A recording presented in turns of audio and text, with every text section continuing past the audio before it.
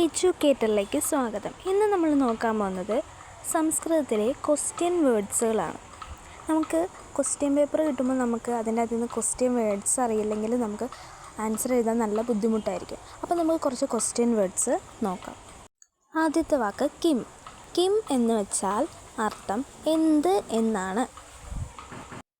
Kim എന്ന വാക്ക് നമ്മൾ എവിടെയൊക്കെ ഉപയോഗിക്കും? നിങ്ങൾ എന്ത് ചെയ്യുന്നു, നിങ്ങൾ എന്താണ് ചെയ്തത് എന്നൊക്കെ ചോദിക്കാൻ വേണ്ടിയിട്ട് നമ്മൾ കിം എന്ന വാക്ക് ഉപയോഗിക്കും.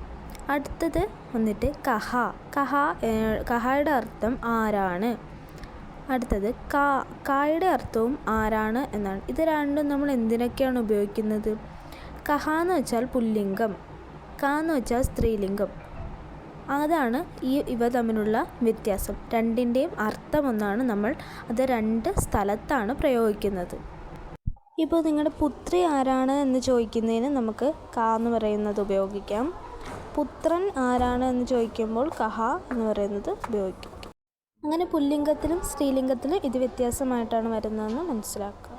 അടുത്ത വാക്ക് കഥ. കഥയുടെ അർത്ഥം എന്താണ്? എപ്പോൾ, എപ്പോഴാണ് വന്നത്, എപ്പോഴാണ് പോയത്, ഇങ്ങനെയൊക്കെ പറയാൻ നമ്മൾ കഥ എന്ന് പറയുന്ന അത് നമ്മൾ ഉപയോഗിക്കും. അടുത്ത വാക്കെന്ന് പറയുമ്പോൾ കിമർത്ഥം. കിമർത്ഥത്തിൻ്റെ അർത്ഥം എന്ന് പറയുന്നത് എന്തുകൊണ്ട്, എന്തുകൊണ്ടാണ് കരഞ്ഞത്, അങ്ങനെയൊക്കെ ചോദിക്കാൻ എന്തുകൊണ്ട് എന്നുള്ളതിന് ഉള്ള വാക്കാണ് കിമർത്ഥം എന്നുള്ളത്.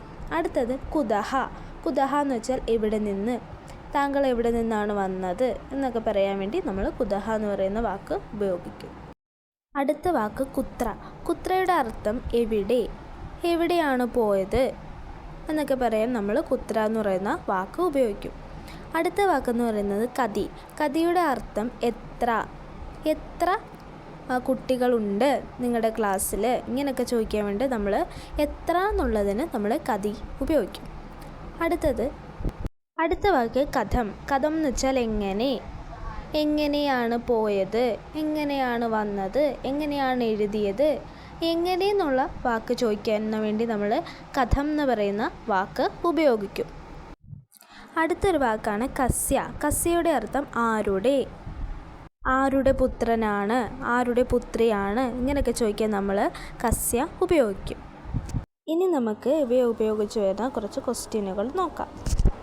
ആദ്യത്തെ ക്വസ്റ്റ്യൻ കിം എന്ന വാക്കിൽ നിന്നാണ്. ഭവാൻ കിം കരോതി, താങ്കൾ എന്ത് ചെയ്യുന്നു എന്നാണ് ഇതിൻ്റെ അർത്ഥം.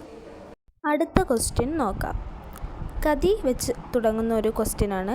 കതി വേദാഹ സന്ധി, എത്ര വേദങ്ങളുണ്ട്.